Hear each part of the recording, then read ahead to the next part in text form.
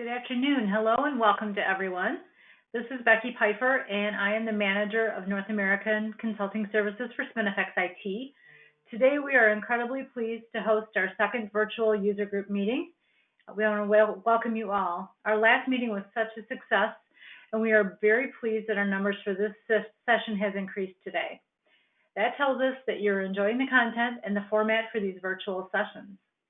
We want to thank all of you for being our faithful customers and allowing us to continue to serve your organizations through the use of our products. It is our hope that you come away from the meeting today with a bit more advanced knowledge that will help you further the ability to produce your reporting needs in an easier and more efficient manner. Our agenda today is somewhat short. We wanted to give you beneficial content, yet keep the time spent to a minimum for you. We will share an advanced topic. We'll provide the highlights from our new release. We'll share what the latest developments are for our newest products. And we'll share what we know about the new tax deferral reporting initiatives. And finally, we'll spend some time addressing questions that you bring up during the session in our chat box. Just a few short housekeeping items before we get started. First, let's meet the team. As I said, this is Becky Piper. Also on the line with me today is Paige Elkins, Solutions Engineer, Stephen Gallo, Product Architect. And while I have Leanna Stetler pictured here, she's actually off doing a training session for one of our customers today. So just as a reminder, even though we're in a remote working environment, most of us, we are still continuing to deliver training. So if you have any training needs whatsoever, please do continue to reach out to us and we will make sure we can accommodate those needs for you. Just a few housekeeping items. Our session is being recorded today, so we encourage topics for future meetings as well. So you can reach out to us through our emails or sending a query to info@spinifexit.com.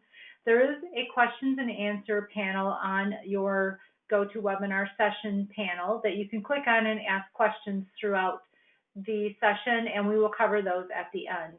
And as we have done in the past, the recordings will be shared with you, as well as a full Q&A document with answers that we will update following the session and be distributed to you. Without further ado, I am actually going to turn it over to Paige Elkins so she can get us started today. Okay, so our first topic today is a little bit of how-to using our automated testing tool. This is not new, and we've hit and miss, talked about it in the past, but it's just one of those things. Not every customer gets exposed to it through training, and so it's just a good one to bring back and remind everybody that this tool exists and how to use it. And just to give you a little bit of background, what am I talking about here? I'm talking about this tool that will help you when you do a Spinifex upgrade. So when you're upgrading your release, and just like we've just produced release 2 of 2020, when you do your upgrade of Spinifex, you would want to kind of do like a regression test of your most important reports. They ran before we upgraded, and then you do the upgrade. You want to make sure that they run afterwards just fine as well. So in order to do that and it not be this totally manual process, we came out with this tool. So I'm going to walk you through how to use it. Step one is there's a little bit of configuration that you do before you're ready to execute it. So here's where that configuration takes place. You're inside of Easy Reporter and you go through the menu path, configuration, automation testing. So you can see that on the screen. There's right below that is run automation. We're going to be using that one in a little bit, but you're going to go through automation testing. And it's going to bring you to a screen like this, which is really just some folders over here on the side. And each of those folders represents like a grouping of reports that we call a scenario. So you can see this screenshot's got a couple of them set up. One has my name on it, one just says testing. You would, of course, create your own. And that's what we have here in the little pop-up. You would, while you're highlighted on the automation scenarios level, you're going to select to create using the little create button right next to the trash can. It's going to come up with a little pop-up and you're going to select subfolder in that pop-up, and then you're going to give it a name, just like we did here where it says Pages Test. So that's just basically creating a folder underneath automation scenarios. So you're going to do that. And then you're going to be ready to insert individual reports that you want to be part of your test inside of that folder. So here you can see we created a new folder called Stevens Testing. Keep it highlighted, hit the create again, and then when the little pop-up comes in, here you see it, pick report link. And that's what I have right here. So you're going to pick report link, which is then going to allow you to browse through all of your Easy Reporter reports and select a report. This is what it's going to look like when you actually do that selection. And I like to throw this in here because it's something I learned through trial and error. If you start to link, if you hit this add report button, thinking you're going to go browse and grab your report that you want to include, guess what? You're going to get like a little error because it wants you to put a description first. So even if you just put an X here, put something here, step one, put something in the description box, then go to the add the report. You can always clean up the description after you've done that, but go to the add report. It's going to take you to your menu of reports, and you're going to pick the report you would like to add in here. I do have this continued on the next slide. So we're looking at like the top part of the screen here. And then as we keep going, you're going to see the other things you can do on that same screen. So we selected the report. We select what variant needs to be run when this report is kicked off during the testing process. So you're going to want to pick use the variant selected below. It'll list all the variants you've already set up, and you're going to pick one. I would suggest, and we've got some tips later on about this, that you create a variant that is specific for this purpose, that, you know, your regression testing variant. And I'll talk a little bit more about that.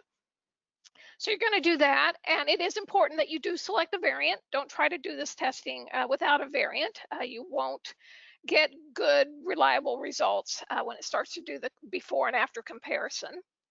I do have a little note here on the side as well. This is new with the new release, 2020 R2. It says there are 2 variants allowed, one for the initial run, so like the very first time, and then a second one for all the subsequent. That's actually, we did that because you're going to see later on today when we do the presentation on a different product, Easy Go Live, which incorporates part of this. It's really more fitting for that tool to have both the default versus the initial, the ability to have 2 different ones. For the purposes of this automation testing, you're probably just going to be using the default variant, and you're not going to have to do this initial variant setup. That'll make more sense to you when you hear about Easy Go Live. So anyways, make sure you do select the variant though. That's very, very important. You can also set sort criteria. You can just have it use the existing report sort criteria, just however the report's written. Or if you want to, you know, change it up and say, well, for this particular purpose, when it runs, I would like to see the results in, you know, employee number, wage type, whatever type of order. You can do that. You have a different radio button here, and then you would use the little button here to go change up the sort criteria. So that's the setup. You can do this as many times as you want. What you would want is have one folder of scenarios and then like put several reports in there. Okay, so as many of them as you want, because that way you just have to run the one folder and everything inside of it will just kick off. So you wouldn't want to do all those individually. So you create the one folder, pick as many reports as you would like to be in there by going through these steps. That sets it up. Now you're ready to actually execute it. So here is your process for executing. You're going to want to run this before you upgrade. You have to set a baseline. So you run it before you upgrade. And then you do your SpinFX upgrade. You apply our transports, and then you kick it off again for the after version. And then the tool will do the comparison for you.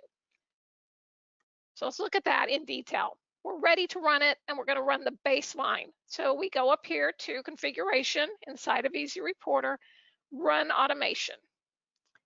And as I've put here at the bottom, this is going to be kind of creating your baseline. This is your before upgrade version. Once you click into the menu there, you're going to have a screen that looks like this slide. There's 2 different areas. One says create new, the other one says run within existing, 2 different radio buttons. This first time around, this baseline, you're going to pick the top button. Okay, so that's what I've marked out here. Use the top section. And then all you have to do once you click that button is use the drop downs to go pick that folder basically that you set up, that folder of reports that you just created. like Stevens test that we called it. So you're going to go in there, pick that folder. You can name this scenario if you want to give it a name, like regression phase 1, something like that that's meaningful to you. You put that in the test scenario name.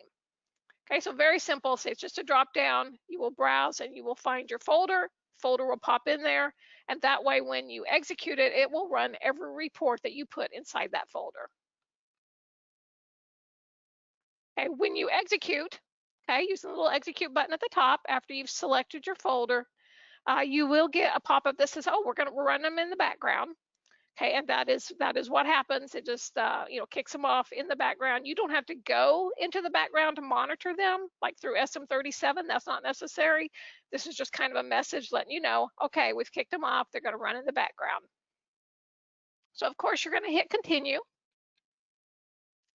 It's going to come back when it finishes. You'll see each of the reports that are inside of that folder and their status. So here you can see we had 2 reports, one called employee details, one called payroll register, and we can see they have both finished. So, it could be you have 10 or 15 reports listed here. You'll see the statuses. Okay, once it totally finishes, you're going to see kind of like an audit log. You're going to come right back to this screen and you will see those reports. Here again, the 2 in our particular scenario are listed. There could be more. Right here, you're going to see it listed. The second column with the green check mark, that actually says match at the top. It's either going to be a green check mark because everything matched, or it's going to be a red X. Well, this was our baseline. Baseline, there is no comparison being done, so everything's going to be a green check mark. This is our first time run. We haven't run the comparison yet. So you're going to see all green check marks there. But now we're ready to do the after upgrade process. So we did the before, we get that little result with the green check marks, everything happened. We go upgrade, SpinFX, come back through that same path to run the automation. But we're going to click on the second radio button on the screen to run within the existing test comparison group. And then in the test scenario dropdown, you're going to pick this scenario again. Which, ours was Stevens testing. What it does is it takes the name of that folder, puts that, and then appends to that scenario name that you gave it. It's like puts them together into one line. So it says Stevens testing January update. But you'll see it's in a drop down, so you're going to find what you're looking for. And then in the compare results to, if you look over here, no, I'm sorry, not on this slide. In the compare results to, you are going to pick the particular iteration by date and time. So first time you do this, you're only going to have one to go pick. But you could keep doing this. You could keep running this comparison tool and compare to prior runs. You can pick and choose from what's available and say, I want to compare to that one. And I think that's what we have here on this slide. Compare results to. Here's my drop down. I actually see it by the date and the timestamp, and of course it assigns it a sequential number. So this was number 1. So I'm going to be comparing to that one. That was my baseline. I'm going to compare to it. That'll create number 2. Then going on down the road, if I want to do more comparisons, I could compare back to number 1. I could compare number 3 to number 2, etc. So just use the drop downs to pick your particular iteration. Once you do that and you click the execute button again, now they're going to compare that baseline result, that report, that set of reports, to the results from this time. And as you can see on the little log that comes up, we had 1 report, employee details, that did not match, and the payroll register did.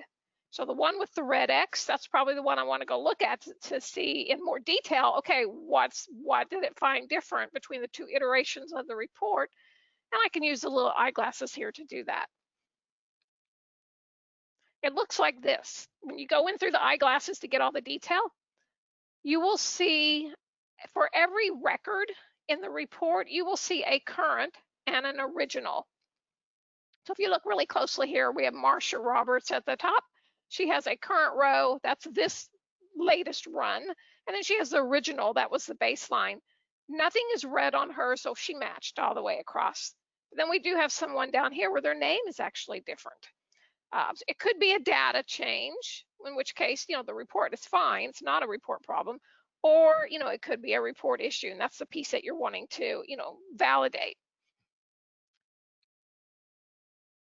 Another piece of it is, when you run Easy Reporter reports, you can attach output. Like, when this report runs, is to create an Excel file, or is to create, a file here, or this text file, or whatever it might be, an interface file. If you include reports like that, reports that have that kind of output attached to them as part of your scenario, well, it's going to produce those output files as well when it runs. And the system does a second comparison of the output. So you can see here, this particular report, we have the match all the way across to the first set of eyeglasses. That's really, record by record, just looking at the report in that ALV grid display, everything matched. But then the second little validation is looking at the file output, and you can see we have a little warning sign here. It's not red, but it's yellow, that we better go look and see, because even though the raw report seems to have picked up the same data both before and after, something's different about the files. So, we need to dig into that and see, right, is there something about the patch that changed the way the file output is generated? Is there something there I need to look into? So you'll get that second set of validation, which I've outlined here in the yellow, if you actually are including reports that have output linked to them. Another thing I want to point out to you is, I've shown you, okay, you run this and you get this little log on the screen and you can look at it and, drill into everything. But, what if you need to come back later? It's like you close out, you go home for the day, and then tomorrow it's like, I need to finish looking at my comparison. Well, you can get there, okay, just because, now we've closed it all out and everything. It's all there, it's all stored, you can get back to it. And so here's what you do.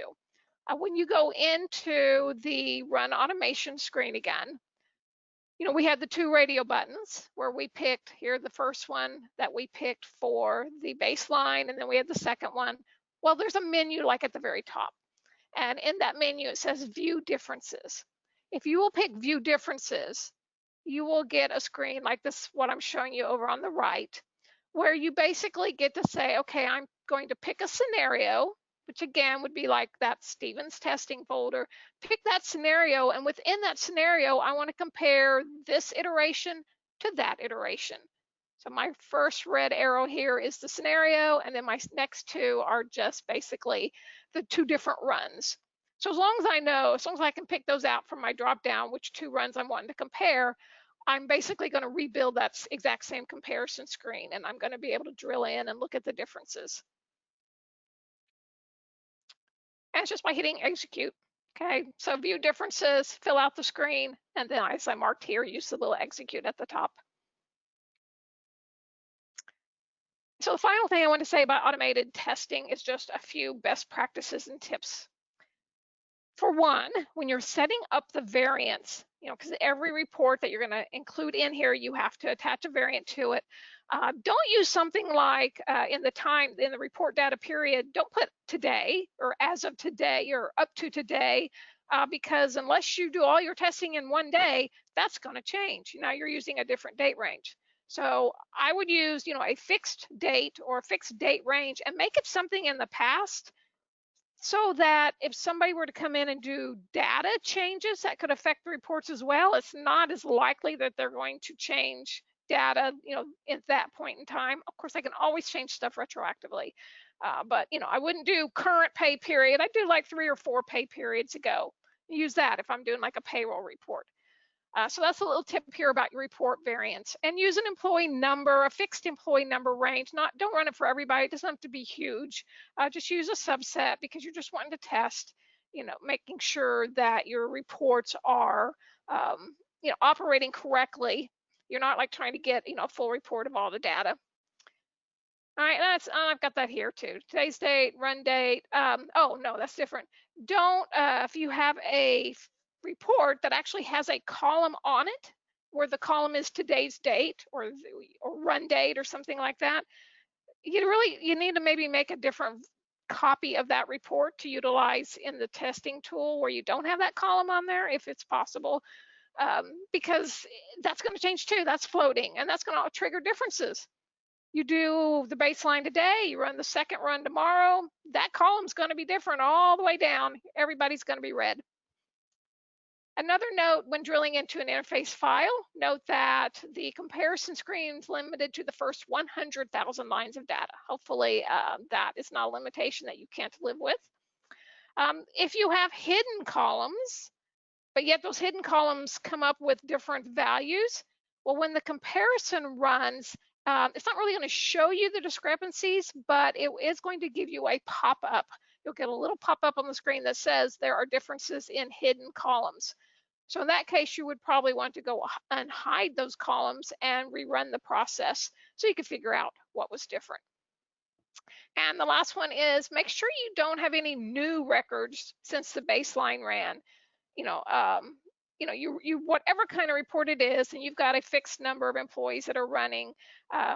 If you put like an employee number range, and then you run again the next day, and there's another employee that's popped into that range, it's going to throw it off all the way down. Because it'll have that one row of the person having a result the second time, but they didn't the first time. It'll throw your results off, and you'll get all these mismatches that red lines when that's really not the case. So you do want to try to avoid a situation where that would happen as well. And you can control that with your variant, just setting up your variant in the best way for that. Okay, so that is it for the automated testing. Let me pause here and see if Becky or Stephen wants to add anything before we roll into the next section, which is me as well. I say let's keep rolling. Okay. All right, so I mentioned, this whole point of automated testing is so that you can upgrade and feel good about what the prospects are going to be when you upgrade our software, that nothing's going to get broken, so to speak. And so keeping that in mind, that you've got the testing tool now, let's talk about what's actually coming out in our next release, which just came out this month, October. So release 2020 R2. And this is going to be just a really high level description. So the first one is, let's talk about what's in Easy Reporter. So Easy Reporter has been enhanced to include reporting on additional fields, such as more date types allowed in InfoType 41, and a new ability to report on InfoType 624. We've also made some more declustered payroll tables available, as well as payroll cluster table ACCR for accruals. And last, some new fields that SAP introduced last year from the US tables BTX rate and T5UTX. Okay, the next thing I want to tell you about is on the topic of report download security. This is some new functionality. So as a user, you know that when you run a report, in the foreground, you have the little export icon above the ALV grid results that you can use to download the results, for example, to Excel. We've had some customers request that export ability be made unavailable in certain situations, and that's what this enhancement does. We've set it up so that the limitation can be handled at the user role level, or it can be linked to a particular report. So the next slide, I'm going to provide some clarification as to how those two settings work. So this first one is setting up an Easy Reporter user role to disallow the export option. So you can see here, we are in the part of the menu where if you're an administrator, you've gone in here to set up user roles. Double click on a role. There are options available that you can turn on or turn off for that particular role.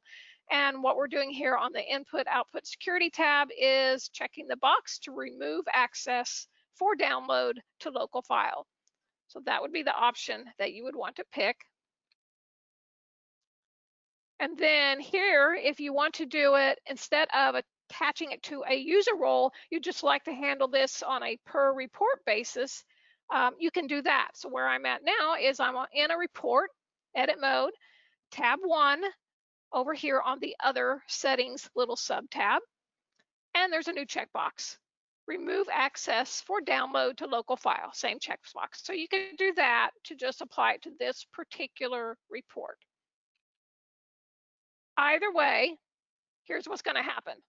And I'm sorry, my screenshots are a little bit blurry, but this is our ALV across the top, and here you have that standard little export icon. It won't be there. So if you do this limitation, either way, it's just not going to be there when the person runs the report in foreground, so they won't be able to do it. If you're using web reporting, you have that same limitation will occur. I'm showing you here, this is what it looks like when you're running a report in web reporting and you have icons on the side that allow you to do things. The export result one won't be there. So I'm showing it here, but it won't be there if you've done this limitation.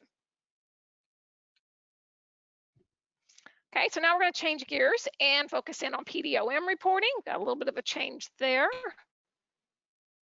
So this enhancement's been a popular request. We've heard this several times. It said ability to report on changes that have been made to PD objects, like who made the change, when did they do it, etc. So we've added a whole new folder of fields. And it's called the Org Management Change Log. See it right here, and it's inside of this folder called Other Data Sources.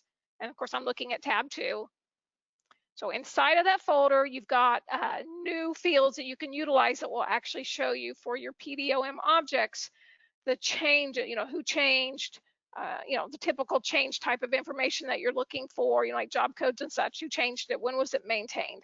All right, so now you have that available, and notice that if you use fields from that folder, the minute you drag those onto the report, you will get an additional selections tab automatically created. So when you go to run the report, you will have that tab, and it has some selection options all related to that.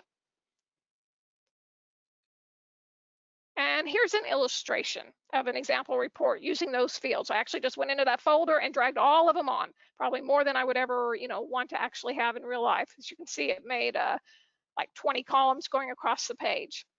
But this is a sample of what it looks like. And then I also noted here, if you happen to be familiar with the standard SAP transaction code, RHC doc display, that's kind of what we're doing. So if you're used to that, now you can do it through Easy Reporter, which gives you the benefit of, attaching the ability to email it, to, have it go to a file, all those things that, we can give you that you wouldn't get from the standard SAP. Okay, so I mentioned web reporting back there just a minute ago. Now we're going to talk a little bit more about some changes to web reporting. So first off, we're giving you the ability in Web Reporter to run a report based on a financial year. You have that in reports through the SAP GUI, but now you can do it through web reporting. Then we've got, in a similar way, some other things that we've extended that you've seen from the GUI side, but now you can do it through the web version. You can enter in for a pay-to-pay comparison report. You can have those same options to say previous period, meaning the most recent, or other period, where you can identify a different prior period for your pay-to-pay. You also down here at the bottom have those two fields, those two drop downs you're used to seeing, that when you're running for payroll results, you can pick, like regular payroll runs, all pay runs, that selection about end date versus pay date. Okay, so we're just, fleshing out the web reporter, so that's including all those options that you're used to seeing via the SAP GUI version of running Easy Reporter. All right, so next up, I'm going to roll into Easy Clone, just a little bit there to show you. So a few enhancements, namely some changes to the audit log to make it more helpful when you are copying Employee Central data along with your payroll information. We also have added some Canadian tax info types as defaults to be included in the copying. And then we did make some back-end improvements in how metadata differences are handled, again, when you're doing a cloning that also is including Employee Central data. So let's start with the audit log enhancements. For the Employee Central fields, I'm trying to point out to you here a little bit of what the audit log looks like when you are copying those kind of fields. Notice that you have two rows for the same field, we have a get, and we have a post. So the get is really the action to retrieve the data that's being cloned from the source, and then the post is, okay, now I'm writing the data to the target. Each one of those has its own little log section that you can connect to using the eyeglasses. And then once you do that, this is what's new, where we've enhanced and given you a lot more log information. You use those eyeglasses, you come over here for either one of those, the get process or the post process. You're going to see these 4 tabs. Each one of these tabs has information. It's the like the everything that happened. Just explaining to you what happened, and you can go through here and see if there's errors and such. It's a little bit technical looking, but at least it's all there. And so, especially if you're familiar with Employee Central and working in SuccessFactors, it'll make even more sense to you as you're going through. But at least you now have the information through these 4 different tabs. You will see that. All right, and then completing the clone updates. I mentioned Canadian tax info types. So what I'm showing you here, I'm talking about info types 461 through 464. They've always been available for being included in a clone. You just have to come over here and check the boxes. Well, now we've changed it so that by default, the boxes are checked. So you don't have to remember to do that because they are important to have. You need to have those to be able to run payroll. If you clone people over and then you're going to run some payrolls on them, you're going to have those info types. So they are now going to be defaulted in there for you. So you won't have to remember to check the box. Okay, so that brings me to the end of the 2020 release 2. And let me remind you, that was high level. You can go to the support portal. We have the release notes posted there. You can get all the details by going there. I have one last topic. Let me stop and make sure my colleagues don't have anything else I want to add. Nope, we're holding all the questions until the end, so you can proceed. Keep going. All right. So the last thing I have for you is this agenda item regarding taxes, employment taxes, all related to some pandemic legislation. Okay, so we thought we would just kind of give you an idea, at least on some of this, and my apologies to the Canadian customers. I'm really focusing on the US today, but hopefully you will learn something new. So I'm going to cover 3 items. One is the Families First Act. The second one is the CARES Act. And then we had a subsequent executive order from President Trump. So all 3 of these provided monetary relief to employers. But of course, it's always easier to say you're going to do that than to actually get it in place and make it happen. And that's what I'm going to kind of show you today. To meet the additional reporting demands that are driven by these 3 pieces of legislation, SAP had to act really swiftly in providing some system changes, and I'm going to highlight those for you today, along with the potential impacts from a Spinifex perspective. So starting with the Families First Corona Response Act. This act made employers eligible for Medicare and Social Security tax credits based on the payment of certain types of wages. You can see outlined on the slide that the applicable wages are related to leave of absence payments on behalf of employees with COVID-related absences. So the types of leaves covered included sickness of the employee, of course, or their dependent, and even the need to take care of a child due to a school being closed. So here I wanted to give you some SAP system details in response to the Families First Act. SAP created several new tax types as well as corresponding wage types. Now, the new technical wage types all follow the standard tax-related format of /3/4/6/7, followed by a second character of K. And then I've listed here, you'll want to make note of this. This is the SAP note that has all the details. So I'm giving you high level today, but you definitely want to go and check out the actual SAP note to make sure you get all the information related to this. Okay, so now let's talk about the CARES Act. Under this legislation, employers have the ability to defer the payment of Social Security taxes based on certain wages. This applies to the taxes imposed on wages that have pay dates from March 27th through the end of 2020, December 31st.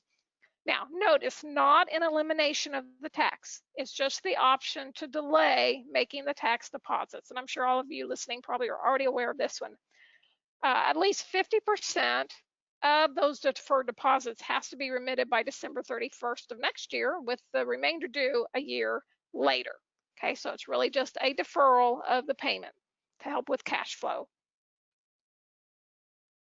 So similar to the Families First Act, SAP's response included new tax types and technical wage types. They also follow the /3K, /4K, etc. naming convention. And I do have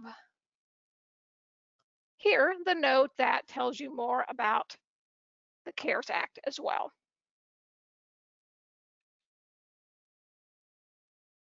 And then finally, let's talk about what happened most recently, which was an executive order allowing employees, so not employers, employees to defer the withholding of their Social Security taxes under certain conditions. So I've listed the key things to be aware of, including the fact that SAP chose to utilize a configuration trigger, which you would need to maintain, along with the employee election, which has to be recorded via a date type in InfoType 41. So it doesn't happen automatically. Employees actually have to elect that they want this to occur. The deferral is only applicable to paychecks dated between September 1st and December 31st of this year. It's only for people earning below certain levels, and it does require, like I said, that the employee make the election of the deferral. Now, for those employees that are taking part in the program, they're going to see new wage types in the results. These wage types have been delivered by SAP to record the deferral amounts. You can see them there, /TD 3, 5, and 6. I'm also providing to you here the SAP note about this particular topic. So you definitely will want to check out all the details in the SAP note as well.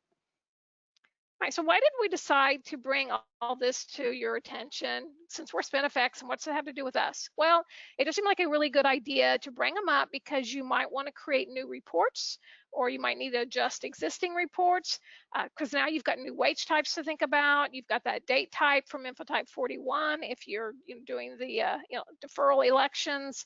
And also, if you use Easy Documents, or even inside of Easy Balance, where we have employee correspondence, that's also documents. You have that ability to create letters for your employees. You may be sending out letters at year end that you've always sent. This might be some additional information that you need to include in those year end letters. You might want to revise them, so something else to think about. Okay, so that concludes my presentations. So I kept this one high level. Hopefully you took note of the SAP notes so you can get all the details. We're going to continue now with our agenda, which means I'm going to turn this over to Stephen, who's going to talk to you about a couple of new products. All right. Hey, everybody. Steve Gallo here, product architect for North America. I scrolled through the attendee list. I know most of you in the call. And I'm here today to talk to you about two of our new products that are out there. Some of you may have already made the move, but some of you are not. So we're going to talk today about Easy Migration and Easy Go Live. We're kind of going to talk about what are these new solutions, and of course, how they can help you. For those of you who are still in an on-premise world, the past few years, we've had the whole Employee Central Payroll product out there that SAP offers, and it's designed to, reduce the amount of effort you have to put in your payroll. It's all hosted in the cloud. They apply updates for you, but not a lot of people have made that move, contrary to what SAP says, at least percentage-wise. This year, however, though, we have seen a massive influx. All of the partners who are on this call, I'm sure, would agree with me. There are a lot of people moving to the cloud, except moving to the cloud can be hard, right? You're literally taking, your existing configuration and you might be re-implementing it in the cloud, and that requires work, right? There's a lot of different things. You've had a payroll that you've been invested in for 5, 10, 15 years in your system. Why reinvent the wheel? So that's why we created these products out here. The first one we're going to talk about today is Easy Migration. And it's designed to super accelerate your move to the cloud because it's literally going to migrate everything for you from your old system to the new system. I'll explain what it does. We're also going to talk about a solution called Easy Go Live, which is designed when you get to that point of go live to assist you in analyzing, are things correct? Is manages the payroll processing properly, right? And it has some tools in there, which you'll know and love and you'll recognize to help you after you go live to make sure things are smooth. To begin with, though, there's a full timeline of all this, right? We're not going to go in insane details into the timeline, but when you look at an implementation life cycle, right, it's going to start with our migration solution, because the whole idea behind the migration solution is to move that configuration. And I'll go through in detail what configuration it actually moves. And not only do you want to move the configuration, you might even want to move some employees to test that the actual configuration works, right? And what we're talking about here is your payroll system, right? Let's move the config from our old on-premise ECC payroll box to our new ECP Employee Central payroll box. That said, I said Employee Central payroll specifically. It's also if you're making a move to S4, right? Some corporations are, their whole finance and everything is moving to the S4 side of on-prem, and HR is just going to come along for the ride. It'll move to that platform as well, so keep that in mind. And we've provided tools in here, which we'll talk about, to not only move the config, move the data, but also validate it, right? You want to check that things are correct. You want to test that the data is, in line with your old system. And if you're an existing customer at SAP, we've actually made it pretty simple. We can actually talk between the two systems now. I'll get to the easy go live portion timeline of this when we get to that section. I'm just going to continue. All right, so the whole idea is we take your existing config and we move it to the cloud, right? Whether that's to your Employee Central, whether it's to S4 out there. But keep in mind, when I'm talking about this solution right now, I'm primarily focusing on your payroll config, right? When you go to Employee Central Payroll, Employee Central itself, right, will also be in play. And we have some tools to assist with that, but ideally, most of your consultants and your partners out there are going to use InfoPorter to migrate your data to Employee Central. But when we get to the Go Live product, I will talk about ways that we've invested in the SpinFX IT suite. Should you be on a really old version of SAP, because we have customers that are out there, where you can even use InfoPorter to migrate that data to Employee Central. But let's talk about the Employee Central payroll portion of it and see what we're actually moving out there. Right? So as part of this, what do you need to calculate payroll? And I like to keep it simple. When people ask me, well, what are you migrating? Well, the easy answer to that question is we're migrating enough of the configuration for you to accurately recalculate your payroll in the new system. So that's going to include the payroll configuration, right? Let's say it's USA. There's that payroll USA node out there. All those fun IMG nodes and items that are out there, all those tables need to come over. You also probably need some of the personal administration config to come over. The payroll area configuration, your dates, your calendars, all that sort of stuff. And then in some cases, we have customers who are still keeping time eval and CATs, right? We have a customer right now who's moving the HR portion of it to Employee Central Payroll, but they still have a very, very complicated time system they've invested in, and they're going to leave that in their S4 box, so things will just get ALE back and forth. So we're actually going to copy the time config to S4 to make that work. So it's flexible. There are options in there. You can pick and choose what you want. There's even ways to see, I don't want this table, I want this record, right? There's neat ways to detect, what you want to bring over and what you don't. And we kind of make it pretty simple. We've actually leveraged our Easy Clone product, which you've seen over the last 10, 15 years or so out there. And we said, hey, you know what? We're really good at copying this insane amount of master data. Why can't we just go in and grab some tables out of SAP? And we went, oh, yeah, that's a pretty good idea. So that's pretty much what we did. So step one is, of course, we got to copy the payroll config over. And it looks kind of like this, right? We're not going to go into the system today, but it's pretty straightforward. The top left box, right? We're going to pick our payroll config. We're going to pick the country that we want.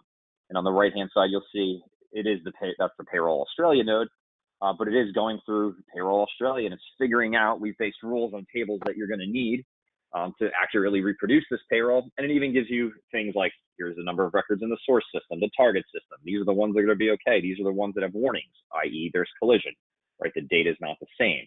Do we want to go in and investigate and say which record we want to keep, which record we want to get rid of? We have all that functionality as well. And you can see in the bottom left-hand corner of the screen, we have different options, right? So you don't just have to say, get everything. We're like, all right, we want the payroll config, and then we want the personal management. We want the payroll areas, right? You can pick and choose what you need to come over. We've broken it out to make it pretty simple. And it does this all through an RFC. It writes transports. You connect the two systems up together, and it literally just migrates the data over to the new box.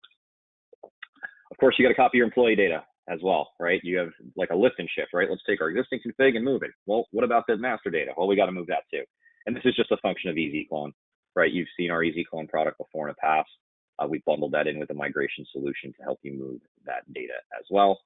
But then, of course, you have to validate it, right? So you move the data over, you move some people over, you recalculate the payroll early on in the project. And that's what's nice about this, right? You can actually start testing your payroll parallels, your payroll config early, right? You don't have to wait for like iteration 2 or 3 out there. You can start beginning iteration 1. Let's do a test fire of this stuff. Let's see what we're missing, what we're not, right? You can really quickly figure it out. And we've built in tools to say, hey, you know what? We've now moved this over to our new dev system. Let's report back on the production system or the old QA system and see if things are alike, right? This wage type is $5,000 in the new system. Is it $5,000 in the old system? We've created ways to talk between the two systems to validate if things are correct between them. So we make it, I hate to say quick and dirty, but it really is, right? It's a quick and easy way to say, did it work, right? And you can literally do this within, a day or two, right? Once you get certain things set up and connections made within the different boxes. And we've done it, right? So we've done it. Our last case study, small, mid-sized company, we did a lift and shift, pure unadulterated lift and shift. Didn't make any changes. We moved them to ECP. They had we moved 4,500 employees. Some of those were terminated employees out there. And we used in Easy Migration to move the config and the master data. And what was really cool about it, and we had a stellar partner, right? Most of our partners that we work with are stellar out there. When we did Parallel 1, they had a 97% accuracy rate, and we did it in like record time. So to do that, I thought was pretty unheard of. I used to do, system conversions back in the day, and it was never really that good. And then Go Live, when it came about, it really wasn't that bad, right? We moved it to dev, got that 97% accuracy rate. We got some stuff to QA.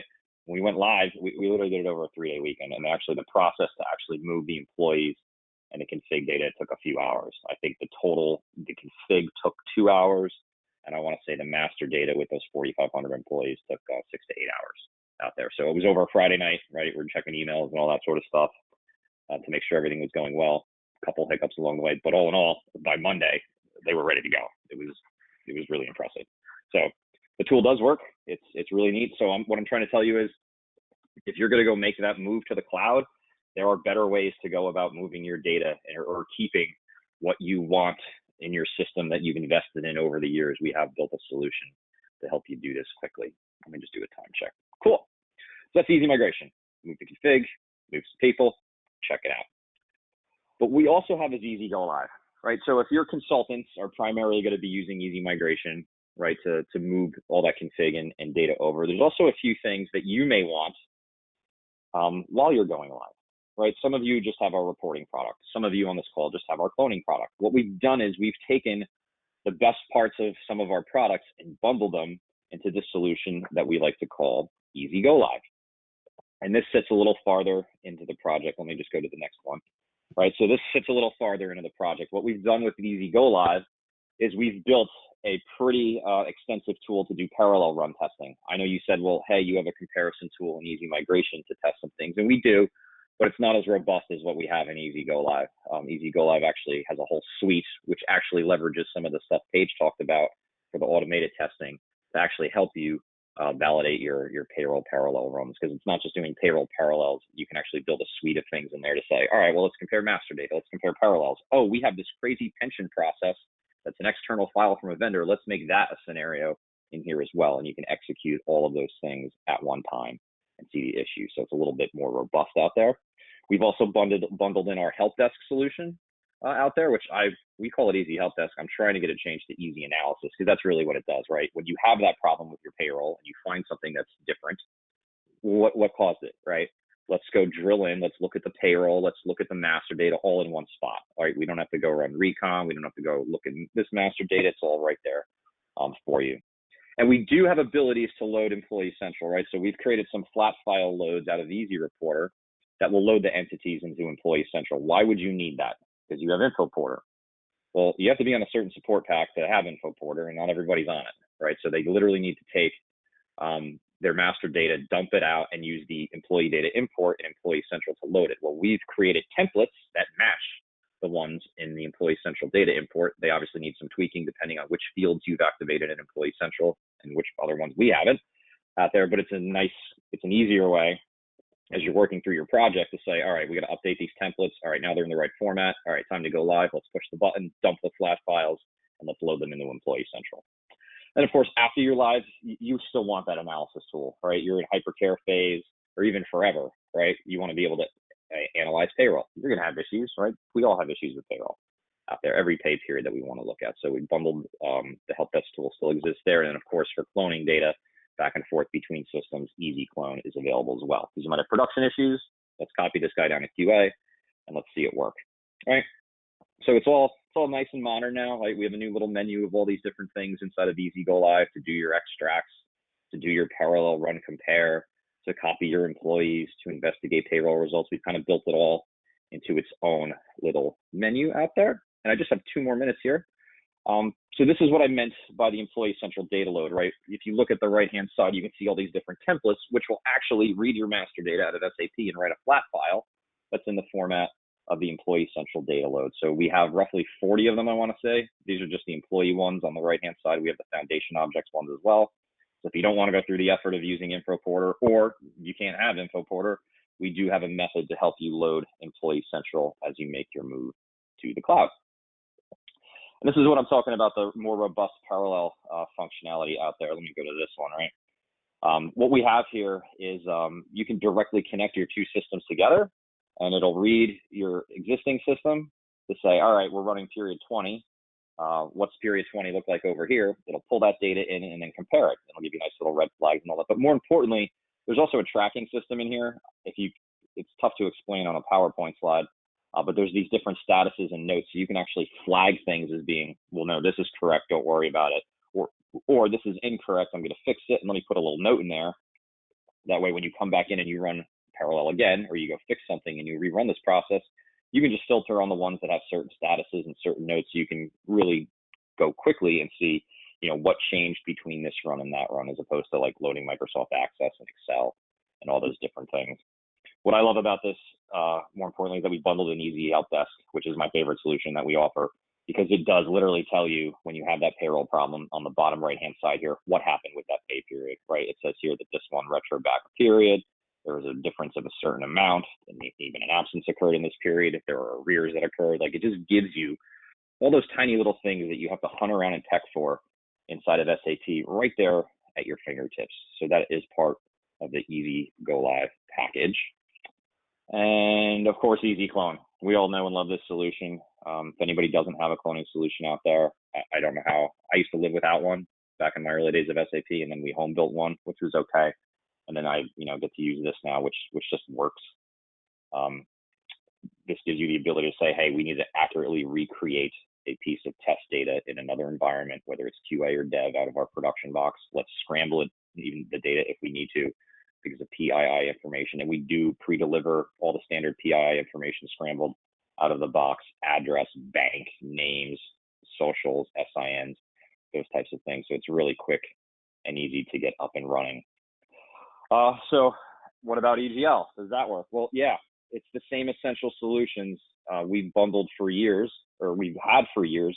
We kind of just bundled them together in a nice, easy, cost-effective package to make it, simple for our customers who are going live, making the move, or in general, just want the functionality ongoing to help analyze their payroll on a consistent basis. Because even that parallel run testing, as you're going through your life cycle in SAP, you're going to be doing system updates, right? You're going to apply service packs, right? Having the ability to talk between one system and another and, easily verify, because once you have it set up, you just push the button again and it compares it, to easily verify that the changes we made in one system reflect in the other. So I implore you, if you are making the move to the cloud anytime, or you got that planned in 2021, 2022, it's on your radar.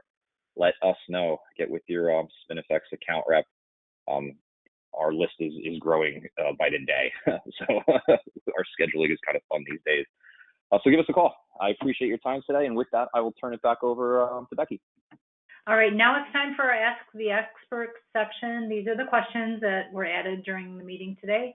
I only noted one specifically that I wanted to cover with you. As I mentioned earlier, we're going to gather all the questions and we will document them and give you the compiled document of the questions and answers with the recording as well. So, Paige, you are the lucky winner today with the question, and it was related to the testing tool. The question was, are we running this in test environment and after the upgrade, or in production versus test environment?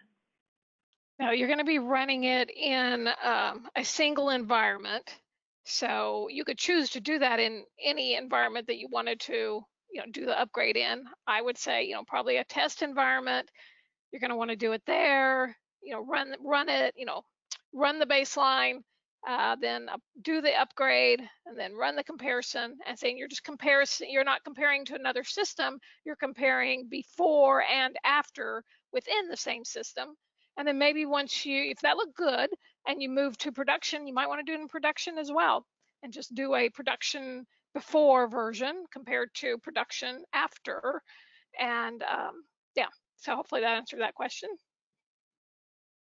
All right, thank you. As I said, that was the only question that was submitted during the session itself. We'll go ahead and move forward with the wrap up. We are really looking forward to hosting this format of meeting twice a year as we started the precedence last time. Our target to hold the next one will be April of 2021. And as we did with this meeting, we'll request your topics and questions along with the registration for the meeting. If you do have any pressing topics or questions, we encourage you to email us to make those suggestions. If you would include the subject line that it's a suggestion for the next virtual meeting, that will really help us out a lot. And as mentioned earlier, a recording of the webinar will be available shortly along with the compiled document of the questions and answers for your reference. We will send that along to everyone who's registered. So if you have colleagues who registered who were not able to join, they will also receive it as well. Again, we really want to thank you all for your continued support and your presence today in this exciting new virtual format that we're presenting. Of course, we wish you all the best, and above all, we wish you all to stay well. Have a wonderful rest of your day. Take care, everyone.